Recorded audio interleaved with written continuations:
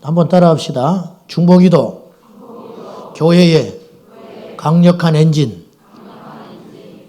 스펄전 목사님이 한참 영적으로 강력하게 쓰임받고 있을 때 외부에서 경이로운 눈으로 그 교회를 바라봤어요.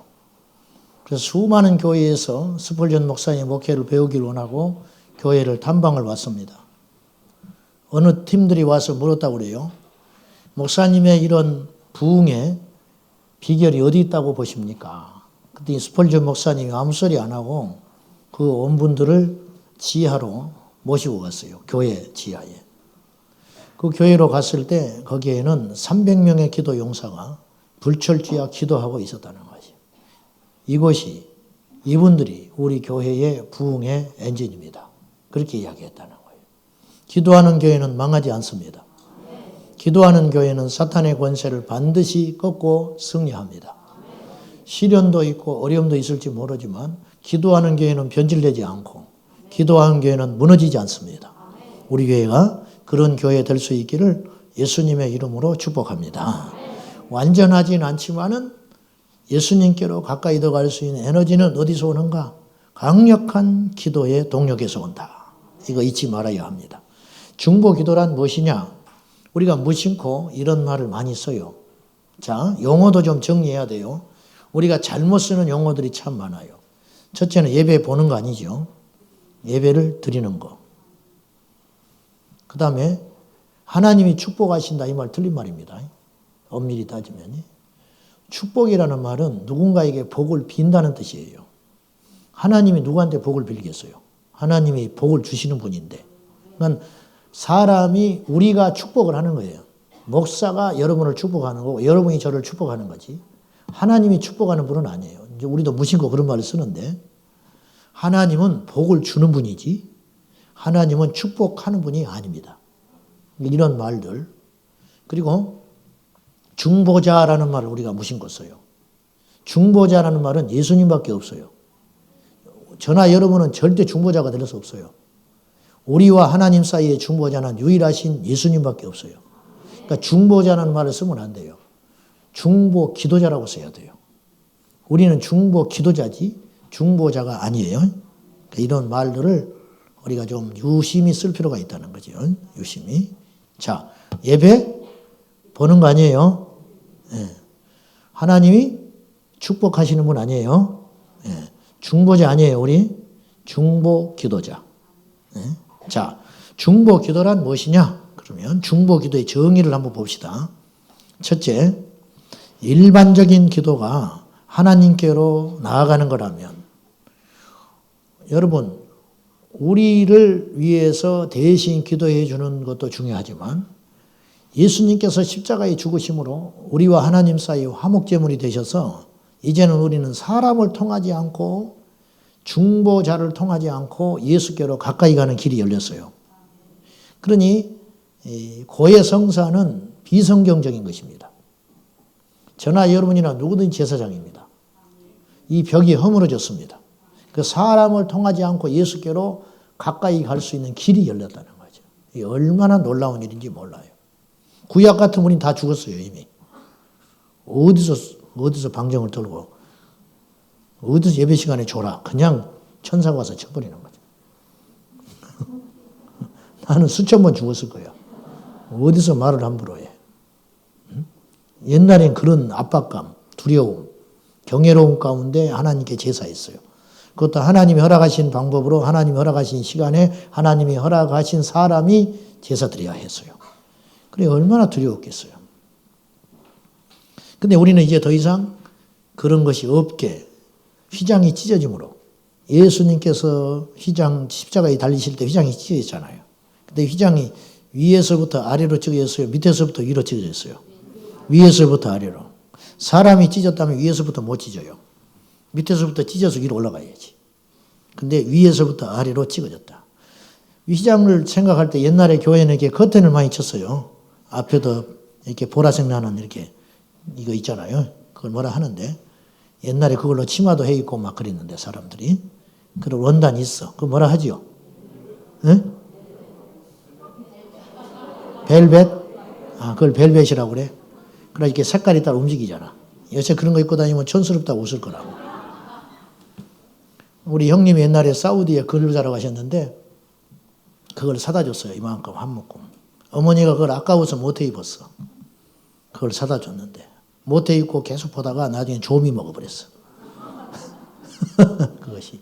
그 옛날 분들 그렇게 사셨죠. 근데 이제 그런 휘장이 아닙니다. 예수님이 십자가에 죽으실 때 찢어진 휘장은 그 정도의 휘장이 아니에요. 양쪽에서 황소가 끌어당겨도 찢어지지 않는 휘장이에요.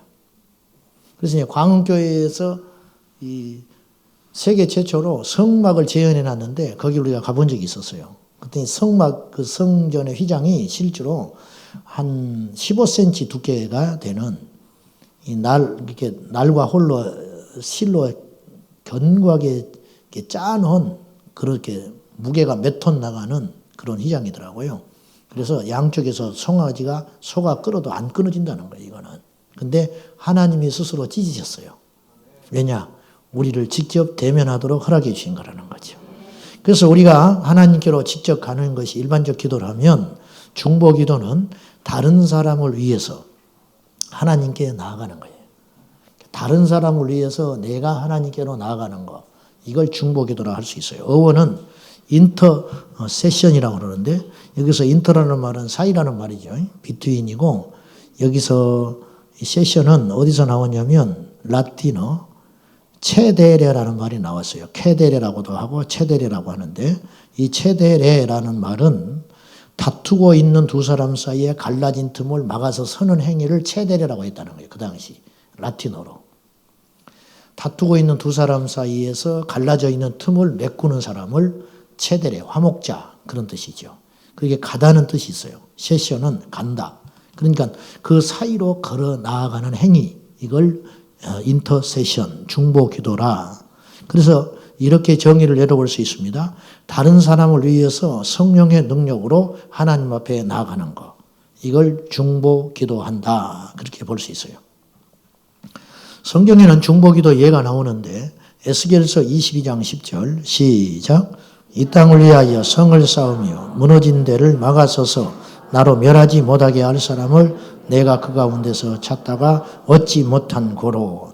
에스겔서의 비극은 그 당시에 에스겔서의 비극 배경은 하나님께서 무너진 데를 쌓아 올리고 메꿔야 할 사람을 찾았는데 없다는 거예요.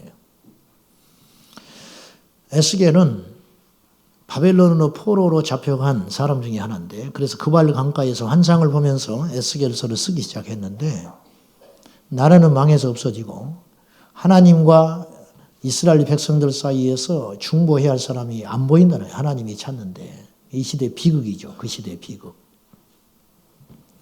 사무엘상 12장 23절이 사무엘이 평생 동안 이스라엘을 위해서 기도하는 거룩한 압박감을 가지고 살았는데 이분이 평생 동안 긴장하며 살았던 것이 뭐냐면 나는 너희를 위하여 기도하기를 시인은 죄를 여호와 앞에 결단코 범하지 아니하겠다고 선포했습니다. 사무엘은 하나님께 이스라엘 백성들을 위하여 기도하지 않는 걸 죄로 여겼다는 거예요. 얼마나 피곤하고 힘든 지치는 삶을 살았겠어요. 이게 거룩한 압박감. 여러분 정상적인 그리스도인이라면 기도에 목말라야 합니다. 기도에 목마르지 않는 자는 정상적 그리스도인이 아니에요. 그러니까 기도를 많이 하고 안 하고의 문제가 아니고 정상적 그리스도인이라면 항상 기도에 목마르고 갈망이 있는 거예요. 기도해야 되는데 이런 목마름 여기서 영적인 건강이 시작되는 것이죠. 누가복음 22장 31절과 32절에 보면 예수님의 중보기도 예수님은 중보기도에 대단한 모범을 보여주셨어요. 요한복음 17장 전체가 예수님의 기도문입니다.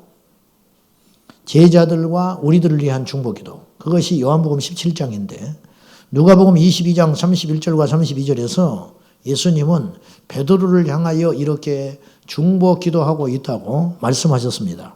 시작. 시몬아 시몬아 보라 사탄이 너희를 밀가부로 하려고 요구하였으나 그러나 내가 너를 위하여 내 믿음이 떨어지지 않기를 기도하였노니 너는 돌이킨 후에 네 형제를 굳게 하라. 베드로가 승리할 수 있었던 비결은 예수님의 중보기도에 있었다는 거예요. 베드로도 감지하지 못한 채 영적인 공격을 받고 있는 거예요. 저도 그렇고 여러분도 그렇고 지금 공격을 받을 수 있어요. 사람이 영적으로 공격을 받으려면 대단한 것에 무너지고 공격을 받는 게 아니고 지극히 자연스럽고 작은 것에 공격받아 넘어져요. 그런데 제3자의 눈에는 보인다는 거죠. 저 사람이 공격을 받고 있구나. 영적으로 공격을 받고 있구나. 그러니까 예수님이 볼 때 베드로는 공격을 심히 받고 있었어요. 그래서 예수님이 베드로가 무너지지 않기 위해서 간절하게 기도하고 있었다는 거예요. 시몬아 시몬아 정신 차려라. 사단이 너를 밀가부르듯이 하려고 채 올려놓고 흔들어 댄다. 그러니까 너는 절대 흔들리지 말아라. 네 자신을 먼저 굳건하게 세운 다음에 주변에 네 형제들을 세우라. 그렇게 예수님이 주문하신 거예요. 오늘 저희가 읽었던 이 출애굽기 32장은 모세의 위대한 중보기도가 나와 있는 장면이죠. 어떻게 이런 기도를 할 수 있을까? 무엇을 모르는 사람이라면 함부로 이런 기도를 할 수 있는데 모세는 하나님의 세계를 본 사람인데 보십시오. 이 모세나 바울이나 시대적으로 보면 약 1500년의 갭이 있거든요. 1500년 전 사람이란 말이죠. 바울이나 모세나.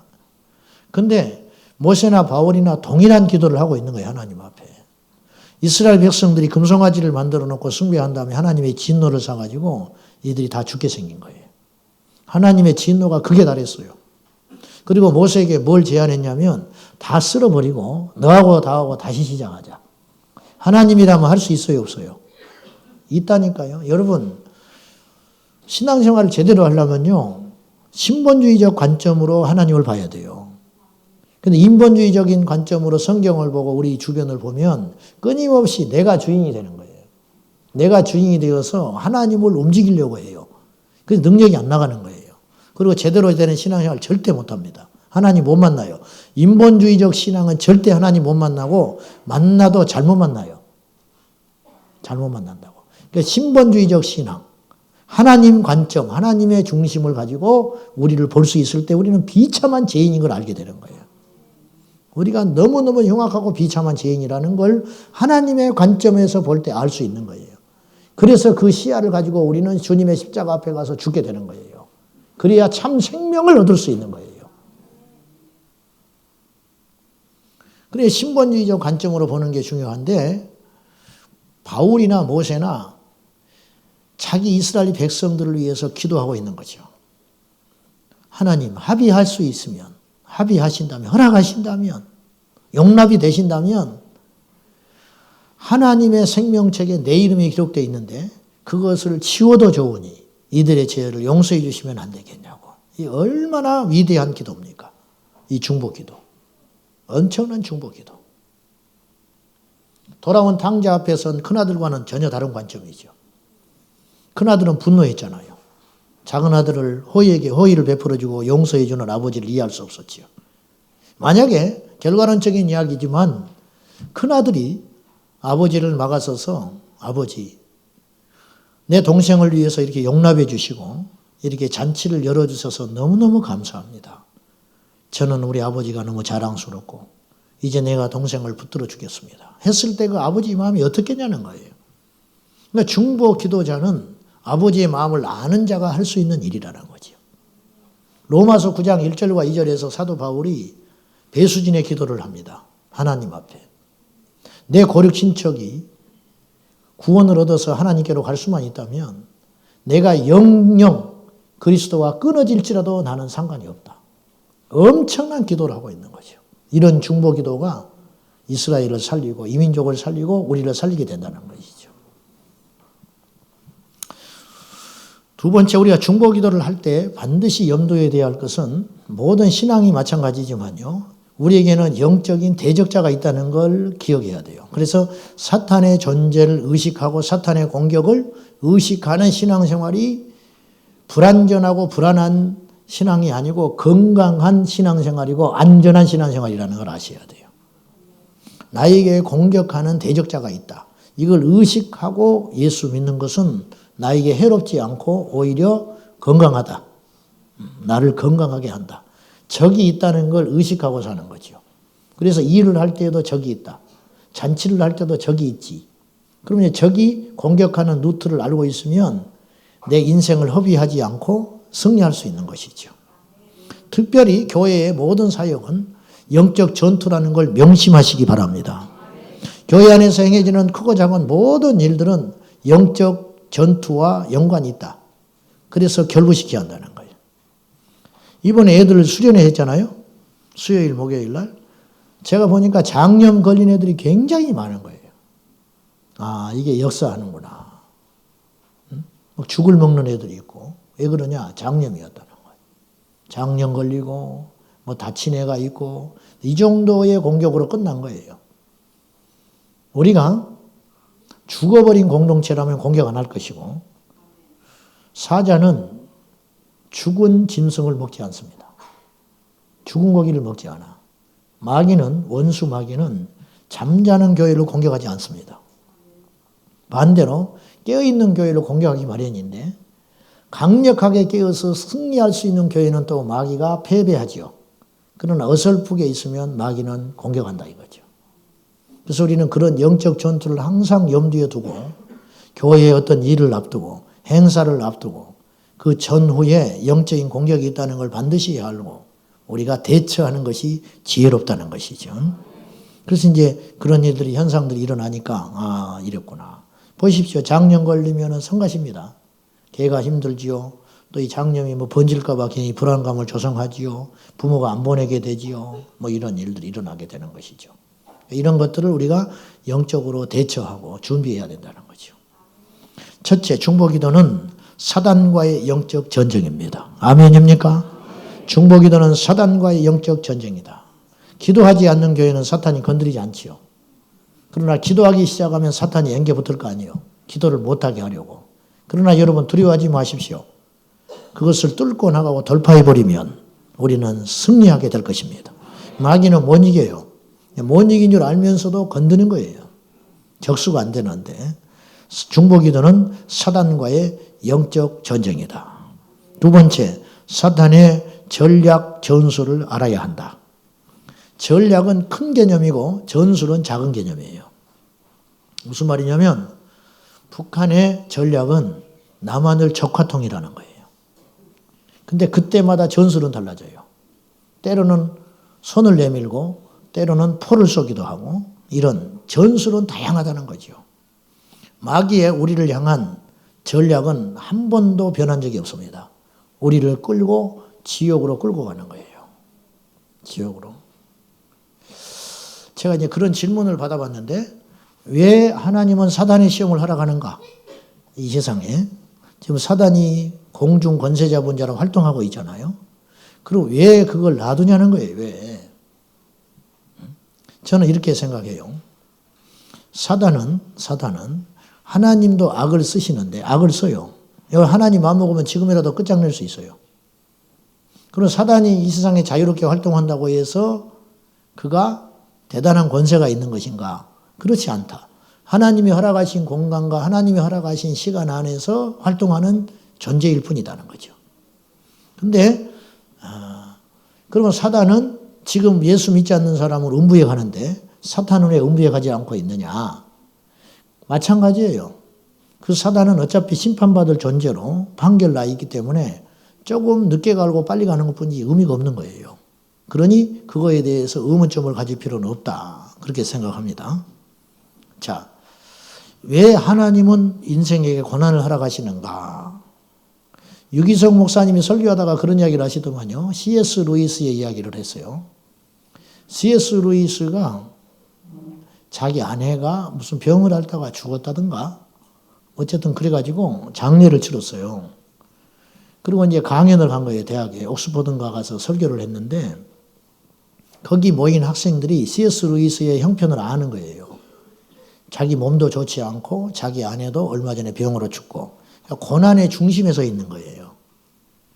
설교를 마치고 어떤 학생이 질문을 했어요. 선생님, 왜 예수 믿는데 고난이 있습니까? 그 말은 이분이 어떤 배경에 지금 있는 줄 알고 당신도 설교를 하는 자요. 하나님을 믿는 자인데 그 고난의 중심에 서 있다. 어떻게 생각하냐? 그 질문이죠. 그때 C.S. 루이스는 지체 없이 이렇게 답을 했다고 그래요. 우리 인생에게 고난이 있어도 이렇게 교만하다. 응? 고난이 있어도 이렇게 어그러지게 산다. 고난이 없다면 우리가 어떻게 겸손할 수 있겠는가? 고난이 없이 우리가 어떻게 하나님을 올바로 알 수 있겠느냐? 그런 말을 했다고 그래요. 급기야 C.S. 루이스의 고난론은 이거예요. 고난은 하나님의 위장된 축복이다. 그런 말을 했어요. 고난은 하나님의 위장된 축복이다. 이게 말의 어떤 화려한 어휘력이라고 생각하면 안 돼요. 자, 아무튼 사단의 전략과 전술을 우리가 간파하고 있어야 그래야 승리의 길이 열리게 된다는 거죠. 계속 사탄이 와서 얻어 때리는데 자기는 왜 맞는지를 모르는 거예요. 이것이 어디서 시작된지를 모르고 겉으로 드러난 그리고 내 눈앞에 펼쳐진 눈에 보이는 상황만 가지고 계속 근시안적으로 접근을 하다 보면 끊임없이 사탄의 괴력에 휘말려 가지고 전전전 하다가 전혀 힘을 쓰지 못한 채 하나님께로 갈 수 있다는 거죠. 이게 비참한 것이죠. 우리 주님이 우리에게 원하시는 삶은 군사가 되는 것입니다. 베드로에게 주님이 그랬잖아요. 시몬아 시몬아 사단이 너를 밀가루 보듯이 흔들어대는데 너는 흔들리지 말라는 거예요. 그리고 나서 내가 너에게 최종적으로 원하는 게 있는데 네 형제들을 굳게 세우라. 이 정도까지 가야 된다는 거예요. 이 정도까지. 할렐루야. 네. 세 번째 사단의 구체적인 공격의 방법들을 조금 알 필요가 있습니다. 사단은 네 가지 루트를 통해서 공격한다고 믿는데 딘 셔먼이 쓴 영적 전쟁이라는 책을 보면 사탄은 세 영역을 통하여 믿는 자들을 공격한다 그랬는데 첫째는 생각입니다. 열등감, 두려움, 절망감 이런 파괴적인 생각들 열등감, 두려움, 절망감 파괴적인 생각을 통하여 우리의 생각을 공격합니다. 우리의 생각은 쉬지 않고 돌아가죠. 그렇기 때문에 24시간 노출되어 있습니다. 두 번째, 마음. 근본적인 것은 은입니다. 근본적인 것은 교만입니다.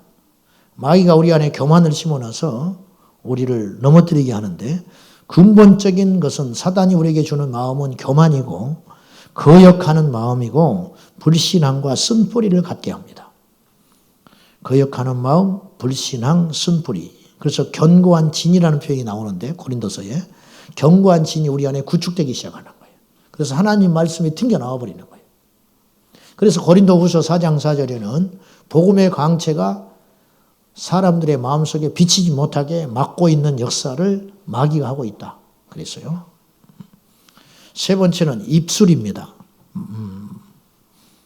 언어의 문제인데 언어로 공격을 하는데 비판적이고 부정적인 말들을 통해 우리 자신들이 무너지게 만드는 일을 한다는 거예요. 똑같은 말을 해도 부정적이고 비판적인 언어를 쓰게 만든다는 거죠. 이게 누가 하는 일이라고요? 사탄이 하는 일이라. 그 칭찬에 인색한 거지. 칭찬에. 머리를 하고 왔으면은 내가 돈 준 거 아니잖아. 지 돈으로 볶아서 왔든지 뭐 펴서 왔든지 노란 물을 했든지 빨간 말을 했든지 그냥 예쁘다 해주면 되는 거야. 근데 대뜸 하는 말이 얼마 줬냐 물어봐. 그래서 얼마 줬다 그러면 돈 버렸구만. 네가 돈 줬냐? 내 돈 갖고 내가 했는데 말이죠.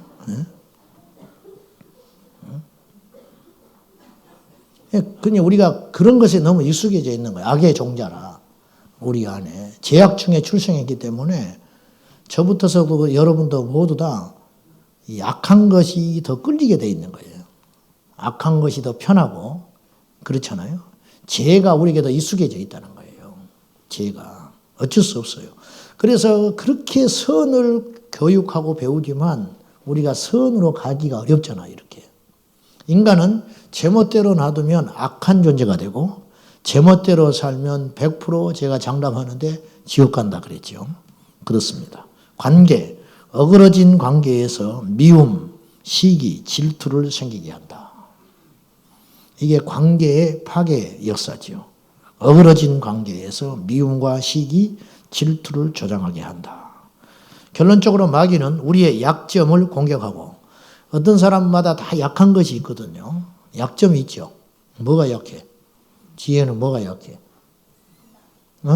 생각에서 약해요? 그렇지. 또 혜주는 뭐에 약해요? 먹는 거? 다른 건 다 용서할 수 있다. 뭐 예쁜 옷을 입고 다니는 사람도 나는 다 칭찬할 수 있다. 근데 내 것을 뺏어갔다. 먹는 나를 뺏었다. 견디지 못한다. 웃자고 하는 소리지만 우리 안에 관계에 약점이 있어요. 약점. 그걸 찾아서 그 틈새를 막아야 합니다. 그러니까 나한테 약한 게 있다는 거야. 나한테 약한 거. 그것이 있어요. 누구든지 있어. 그거를 기도하면서 찾아내서 내가 번번이 무너지는 것이 있어. 주기적으로 공격당하고 같은 것들로 공격받아요. 사실은. 의외로 간단한 것들이 몇 가지가 있어요. 그것들을 기도하면서 찾아내서 그것들이 반복해서 나를 통해 넘어지지 않도록 그거를 강화시키는 게 중요하다는 것이죠. 저도 있겠죠. 여러분은 알 수 있을지 몰라. 근데 나는 정작 모르는 것들이 있을 수 있어요. 셀이라고 하는 건 뭐냐면 가족이기 때문에 그런 것들에 대하여 분명히 이야기해 줄 필요가 있다는 거죠.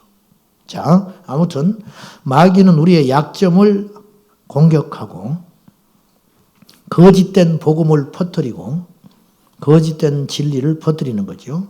온갖 질병과 사고로 우리를 침체에 빠지게 하여 주저앉게 만든다.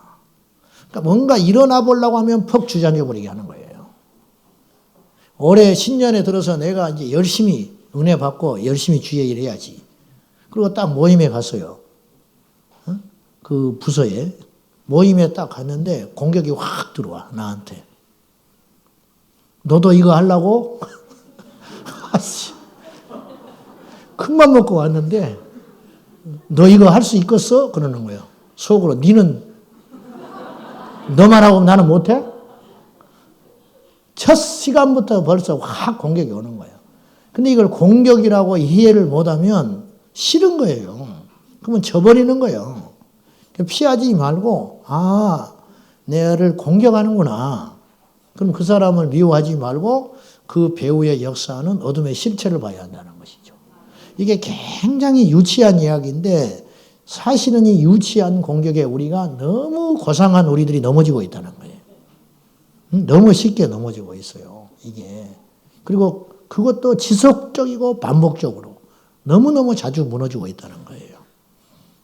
동의하시면 아멘 하시오. 좋은 게 아니에요. 무슨 뭐 잘났다고 아멘 그게 하죠. 그 동의해요 지금? 동의 안 해야지. 현실이지 않습니까? 현실이다 그 말이죠. 3번 중보 기도자는 어떤 자세를 가져야 되는가? 첫째, 자기 관리에 성공한 중보 기도자. 따라합시다. 내가 살아야 남을 살릴 수 있다. 첫째로 죄의 유혹에 빠지지 말라. 아멘. 중보 기도자는 누구보다도 거룩해야 한다는 거예요. 죄의 유혹에 빠지지 말라. 우리에게 크게 오는 죄는 물질이죠. 탐심. 탐심은 우상숭배입니다. 골로새서에 의하면. 탐심은 그냥 가질 수 있는 인간의 본능이 아니고 하나님께 죄예요. 탐심은 죄다. 그 사람이 로마서에 보면 마땅히 생각할 것 이상을 품지 말라 그랬어요. 하나님이 내게 주신 분복과 환경에 대하여 감사하며 여유 있게 즐기는 삶을 살아야지. 그래서 시기하고 질투하는 그런 과정으로 가면 안 된다는 거죠. 그래서 물질이 우리에게 큰 유혹과 시험으로 밀려오고요. 그 다음에 음란한 것들이 밀려오죠. 음란함. 정욕. 이생의 자랑, 육신의 정욕, 안목의 정욕. 이런 것들이. 보는 걸 조심해야 돼. 듣는 걸 조심하고. 그러니까 죄의 길이 아니면 죄의 길이면 가지 말아야 돼. 신학생 중에 실제로 있었는데, 그 참 어리석은 것이죠. 실제로 어떤 일이 있었냐면, 자기가 죄를 경험해 봐야 죄를 이길 수 있다고 세상에 나가서 그런 환경에 노출되어 있는 친구가 있었어요. 넘어져 버렸어. 여러분, 죄는 경험할 필요가 없어요. 아멘? 죄를 왜 경험하냐고 말이에요. 죄를. 젊은 남녀가 교제하면서 예쁘고 아름답게 교제를 해야 되는데 섬으로 배를 타고 여행을 가가지고 그러면 이 차가 끊어질 시간이 배가 끊어져 버리는 거야. 그 남자가 알아 몇 시에 끊어진다는 거를. 그 시간을 지체하고 있는 거예요. 그러면 그 아가씨도 같이 갔다가 이러면 안 되는데 그러다가 딱 배가 끊어져 버리는 거예요. 그러니까 자기 합리화에 빠지는 거죠. 그래놓고 주여 시험에 들지 말게 하옵소서. 그건 그럴 필요가 없는 거라는 거예요. 그건 제 환경에 자기를 노출하면서 하나님을 기만하는 것이죠. 그렇게 필요가 없다. 그건 어리석은 것이죠. 건강한 자아상을 가져야 합니다. 건강한 자아상을 가진 사람은 사랑과 헌신과 섬김이 있고 축복이 이렇게 익숙해져 있는 것이죠. 건강한 자아상은 우는 자들과 함께 울고 웃는 자들과 함께 웃어줄 수 있는 사람. 이 사람이 건강한 자아상이라. 오늘날부터 인사를 안 해버려요, 저 사람이. 왜 그런가 봤더니 자기 자식은 대학에 떨어진 거예요. 내 새끼는 붙었고. 내가 떨어지라고 그랬어? 이제 이런 일들이 일어나게 되는 것이죠. 불편한 거예요. 이게 건강하지 못해서 그래, 자아상이. 그래서 우리가 주님 안에서 한 지체를 이루어감에 있어서 우리가 항상 편안하고 자유로운 관계, 있든지 없든지 어찌됐든지 간에 함께 어울려서 지낼 수 있는, 더불어 살 수 있는 그런 법을 배우라고 하나님이 우리를 모이게 하신 거예요. 이스라엘 백성들이 40년 동안 살면서 성경에 낱낱이 기록되지 않는 수많은 투기와 범죄함과 욕심과 거짓과 술수들이 얼마나 많았겠어요. 그래서 모세가 초창기에는 아침부터 저녁까지 재판만 하고 있었잖아요. 판결을 해줘야 되는 거예요.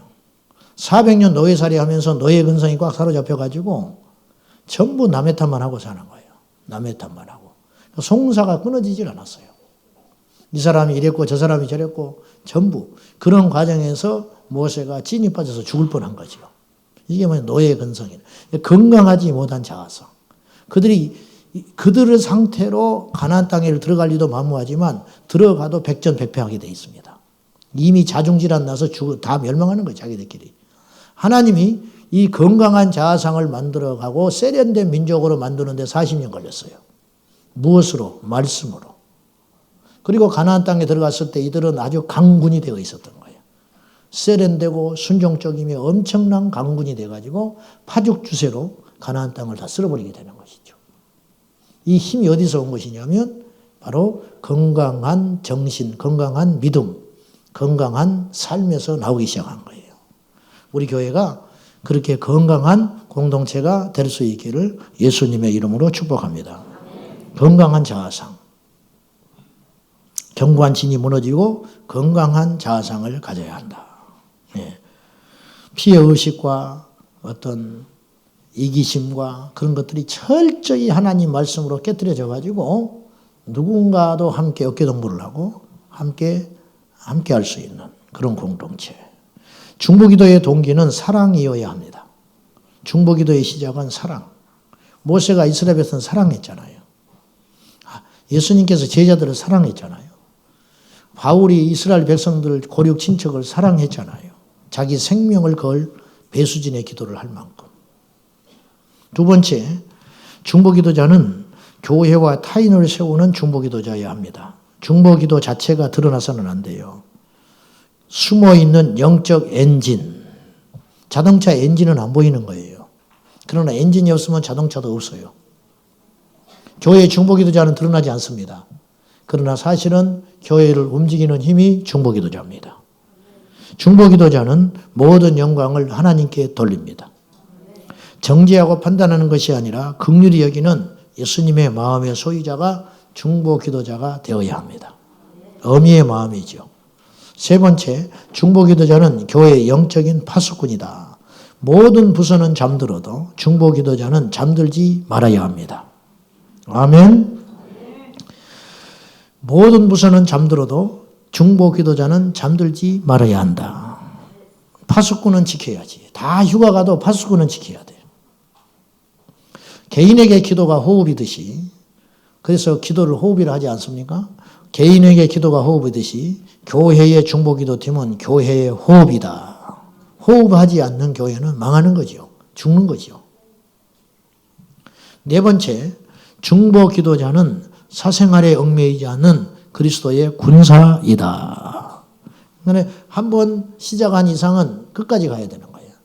이제 여러분들이 오늘 하나님이 마음 감동 주시는 분들은 중보기도에 참여할 것으로 제가 생각하는데 올 1년까지는 끝까지 가야 되는 거예요. 좀 하다가 들쑥날쑥 하면 안 된다는 거예요.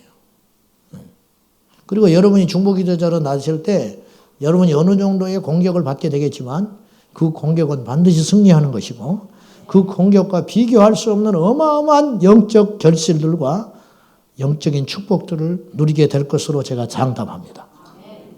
그러므로 중보기도자는 이 중보기도 시간이 우선순위여야 합니다. 우선순위. 핑계와 게으름이 있어서는 안 된다는 거지요. 자, 중보기도의 실제를 한번 봅시다. 첫째, 교회에는 3대 특공대가 있다. 첫째, 중보기도 특공대. 두 번째, 전도 특공대. 세 번째, 새가족 특공대. 처음 들어봤죠? 교회에는 세 가지 특공대가 있다는 거예요. 첫째 뭐라고요? 중보기도 특공대. 그 다음에 전도 특공대. 새가족 특공대. 주차 특공대라는 말을 안 해요. 주차는 그냥 주차 군인이지 특공대까지는 아니에요. 찬양대 특공대라고는 안 해. 찬양이 중요하지만 이 특공대라는 말은 영적 전투에 쓰여지는 말이라는 거예요. 왜 중보기도 특공대라는 말을 쓰냐면 영적으로 공격을 받는다 이거예요. 기도가 끊어져 버리면 끝나는 거예요. 전도 특공대. 전도도 엄청난 공격을 받습니다. 왜냐? 사탄의 영역을 확보하는 전쟁이기 때문에. 새가족 마찬가지예요. 그 마음들을 사로잡고 그리스도의 몸된 교회에 뿌리를 내리게 하는 강력한 전투를 치러야 한다는 거죠. 그래서 이런 의식을 갖고 하나님을 섬겨야 한다는 거예요. 우월감을 가지라는 뜻이 아니라 나의 정체성을 분명히 알고 내가 주님께로 받은 이 사명의 중차대성을 알고 이 사명을 감당할 수 있었어야 한다는 거예요. 자, 교회에 3대 특공대가 있어요. 뭐라고요? 첫째, 중보기도 특공대. 두 번째, 전도 특공대. 세 번째, 새가족 특공대가 있다. 이게 이제 이 세 영역은 다 영적인 영역과 관계가 있는 거죠. 영혼과의 싸움. 이 중에 다른 특공대의 기초가 되는 것이 바로 중보기도 특공대입니다. 왜냐? 기도 없이 전도가 어떻게 되겠어요? 기도 없이 어떻게 새가족이 정착이 될 수 있겠어요? 영적으로 굉장한 싸움이 시작되는 거죠. 제가 전도 훈련을 받으러 갔다가 놀이터에 한 아이를 앞두고 내가 그때 영적 공격을 이러는구나. 내가 그때 실제로 느껴봤어요. 이 아이를 놓고 내가 복음을 전하고 마지막 이제 전도 법화를 쫙 하니까 얘가 눈을 동그랗게 뜨고 듣더라고. 놀이터에 앉아가지고. 마지막 이 고비만 넘으면 돼. 그래서 예수님을 네가 영접해라. 기도하자. 그랬더니 얘가 한 40분 들은 거거든요. 45분 메시지. 잘 듣는 줄 알았어. 근데 이미 공격받았어. 아저씨 이빨에 고춧가루 꼈어요. 이 싸가지 없는 놈이 내 입을 막아버리게 하려고 그러는 거야. 아저씨 이빨에 고춧가루 꼈더라. 그게 중요한 게 아니다. 내가. 응? 그거 다시. 그러니까 끝까지 다시 했죠. 이 아이에게도 이렇게 역사하는구나. 어른은 말할 것도 없어요. 어른은 말할 것도 없어. 영적으로 그렇게 공격이 심한 거예요. 그러면 그 전쟁에서 승리하고 그 영혼을 사탄의 수하에 있는 아이를 빼오기 위해서는 무엇이 중요하냐? 오직 하나밖에 없는 거예요. 기도. 기도로 먼저 폭격을 해야죠. 기도로 폭격을 하고. 그래서 하나님이 주신 기회를 따라서.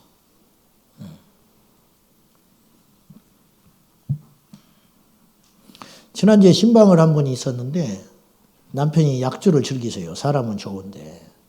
그래서 이제 예수께로 인도를 해라.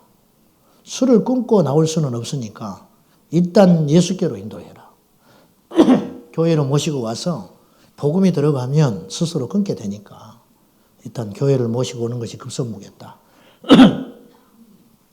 오늘 교회를 못 오셨어요. 그분도 못 왔어. 보니까 남편이 다리가 부러져 버렸어. 다리가 부러져가지고 3개월 병원에 있어야 한다는 거예요. 그러면 이건 어떻게 해석을 해야 되나요? 근데 우리는 포기하지 않지요. 신방 가는 거지요. 이제 못 도망갈 거 아니에요. 누워서. 하나님은요, 반드시 선을 이루어요. 할렐루야. 수없이 저는 그런 걸 경험했어요. 그러니까 사단은 하는 일이 뻔해. 의외로 단순해요. 단순해. 그래서 스스로 속는 자인 거야. 예수님을 십자가에 매달려 죽이면 자기가 승리할 줄 알았어요. 근데 십자가의 죽으심으로 오히려 그리스도의 구원의 역사가 일어나게 되는 거예요. 부활을 몰랐던 거예요. 마귀는. 죽일 줄만 알았지 그분이 다시 살아난다는 걸 생각 못한 거예요. 살아남으로 사망의 권세를 이길 줄 모르는 거예요. 그래서 하나님의 역사는 반드시 승리한다. 근데 승리의 비결은 기도에 있다는 거예요. 무너지지 않는 기도. 기도가 중단되면 모든 우리 행위는 인간적 행위가 되는 것이고 기도가 가미되고 기도가 충분하게 되면 우리의 모든 어떤 환경은 승리의 디딤돌이 되는 것입니다. 그래서 우리 교우들 중에 위기와 상황에 제가 아는 한 그러한 상황에 있다 할지라도 끈질기게 기도하고 무너지지 않고 주님을 붙잡는 사람은 제가 걱정하지 않아요. 그게. 왜냐? 지금은 힘들어도 자생력이 생겨서 반드시 승리할 것을 믿기 때문에.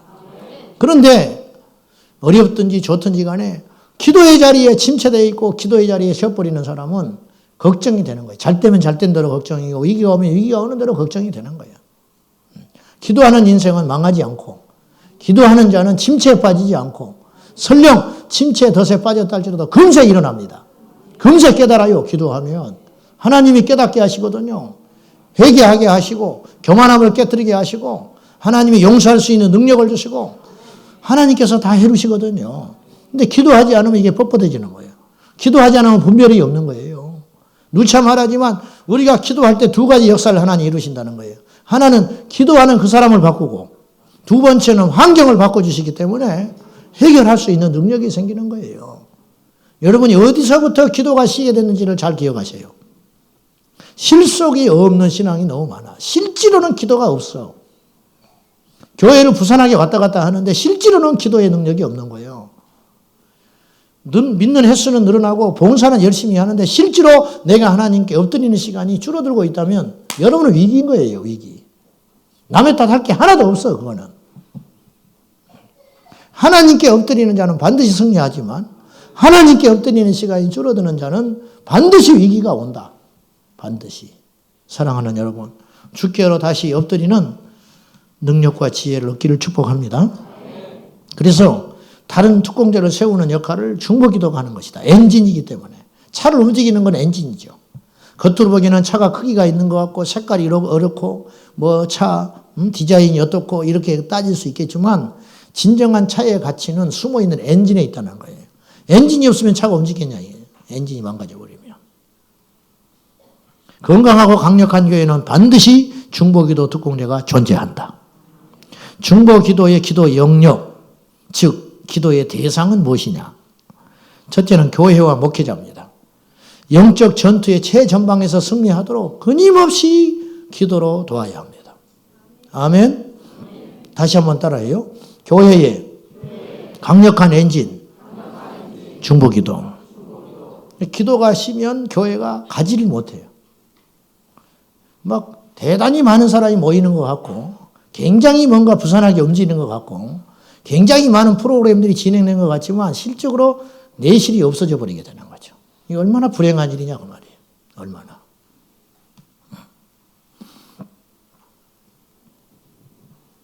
한 번 더 따라 합시다. 제 신방 갈 때 어떤 분이 그런 책 제목이 있다고 가르쳐 주더라니까. 우리 목사님은 내가 지킨다. 그런 책이 있대, 책. 제목이. 그 책 제목이 뭐냐면 중보기도에 대한 이야기예요.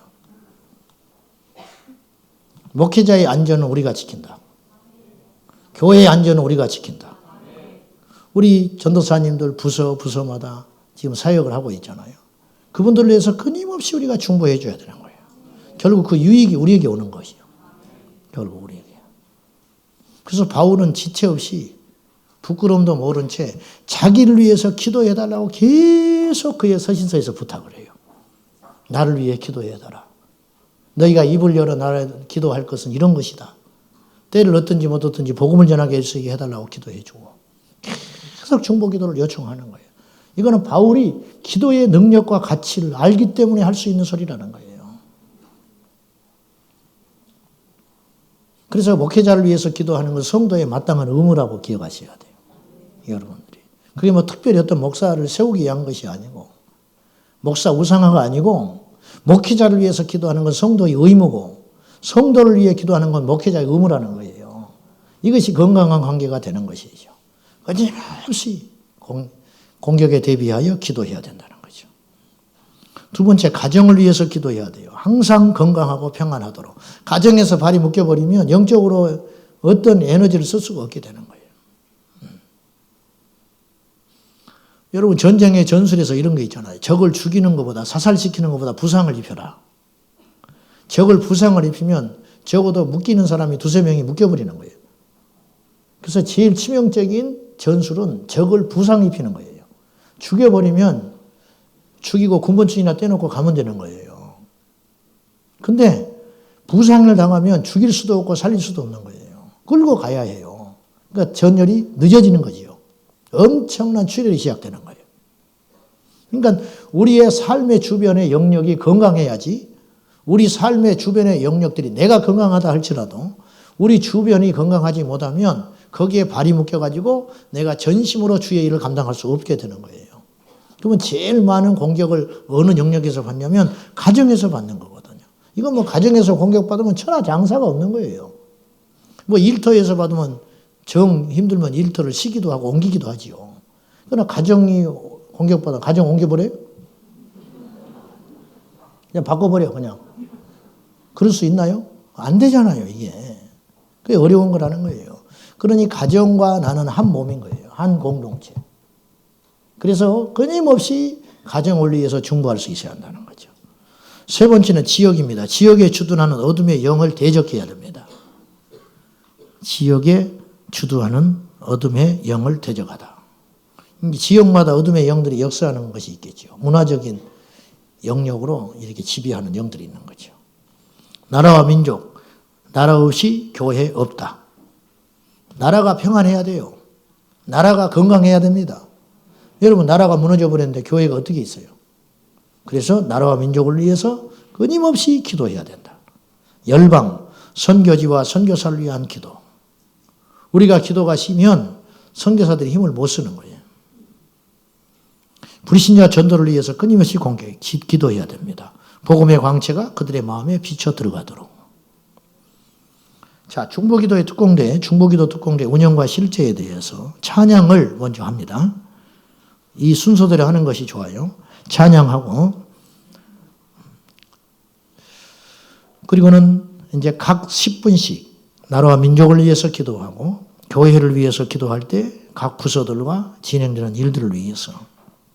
네 번째는 목회자를 위해서 기도하고, 다섯 번째, 가족과 자녀, 다음 세대를 위한 기도, 여섯 번째, 교회 안에 어려운 성도들을 위한 기도, 환난과 한우들, 일곱 번째, 세계 선교를 위한 북한 선교, 또 선교사님들, 저희 교회에서 파송한 선교사들, 그런 분들을 위해서. 여덟 번째, 감사와 찬양의 기도로.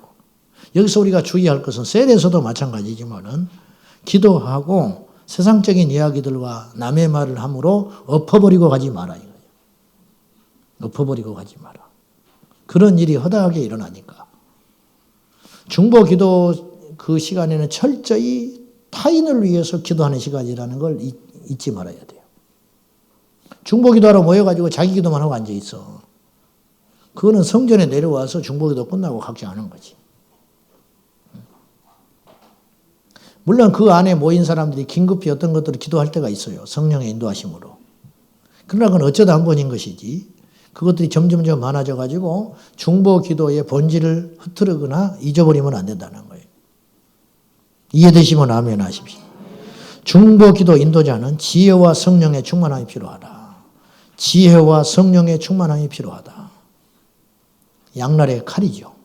지혜란 왜 필요하냐면 한 팀과 조직을 이끌어가는 데 있어서 시간 안배, 처세, 말하는 거. 어떤 경우는 엄청나게 답답한 사람이 있어요. 그죠? 좀 깝깝한 사람이 있지. 누구라고 말은 안 하지만. 그지? 좀 깝깝해. 사람은 너무너무 좋은데. 영성은 있는 것 같은데 좀 깝깝해. 답답해. 매주 모일 때마다 똑같은 이야기를 하는 거야. 지혜가 부족해서 그러는 거야. 지혜가. 그거는 리더의 자격이 없는 거예요. 철저히 그래서는 안 된다는 거죠. 지혜와 성령이 충만해야 된다. 영적인 분별과 공격을 지혜롭게 대처하고 하나로 모아갈 수 있어야 한다는 거죠. 사적인 대화와 타인의 비밀을 절대 발설해서는 안 돼. 기도를 부탁했는데 그 다음날 오니까 온경이 다 알아버리는 거야. 응? 온경이 다 알아. 아이고 그랬다며. 미치는 거지요. 중보기도자는 절대로 그 안에서 나누어진 일에 대하여 비밀을 지킬 수 있어야 한다. 셀에서도 마찬가지예요. 셀에서 나눈 이야기는 절대로 새 나가서는 안 된다. 그래서 안정감을 줘야지. 내가 여기서 말해봤자 다 돌아버리니까 그럼 말 못하지요. 그럼 대화가 단절이 오는 거지. 이런 일들이 비일비재하게 일어나고 있는 거죠. 그래서 그런 것들도 우리가 성숙하게 훈련해야 할 필요가 있다는 거죠. 자, 이제 우리 교회 중보기도 특공대를 소개합니다. 월요일부터 금요일 오전 10시 30분 본당 위에 잠옷실. 같은 시간, 같은 장소에서 하는 게 제일 좋아요. 특별한 일 없을 때는. 저 위에서 저희가 중보기도실로 얘기하는 거예요. 주중에는. 그래서 월요일부터 금요일까지 오전 10시 30분 저기서 모이는 거고 치유 중보기도 팀은 금요일 날 8시 금요일 날 금요 성령 집회만을 위해서 기도하는 모임이에요. 강력한 역사가 일어나기를 위해서 기도하는 거죠. 그래서 8시에 모이고 토요일은 주일을 준비를 위해서 토요일 날 오후 8시 본당 강대상 앞에 혹은 유아실에서 여기서 방석을 놓고 기도하는 거죠. 예배를 위해서 기도하고 그런 모임들이 준비되어 있습니다. 여러분들이 이 중보기도에 참여함으로 영적인 유익을 누리고 하나님 나라 확정의 최전방에 서서 수고해 주시고 이 거룩한 영적 전투를 통하여 승리하는 역사가 있어지시기를 예수님의 이름으로 축복합니다. 자, 여러분들이 절대로 남의 일로 여기지 마시고 끊임없이 이 중보기도에 여러분 지원 사격해 주시고 여러분들이 참여함으로 중보기도 특공대의 사명을 잘 감당하는 저와 여러분 꼭 될 수 있기를 예수님의 이름으로 축복합니다. 제가 꿈꾸는 공동체 교회는 기도가 쉬지 않는 교회입니다. 끊임없이 기도가 일어나는 교회. 할렐루야. 끊임없이 기도가 쉼없이 일어나는 교회. 기도만이 우리의 생명입니다. 기도만이 우리의 능력입니다. 기도만이 이 시대에 우리가 이 약한 세대를 이기고 영적 분별력을 가지고 온전히 승리하는 유일한 방법. 왜 우리가 변하지 않는가? 기도가 약해서 그렇다. 왜 우리 환경이 무너지지 않는가?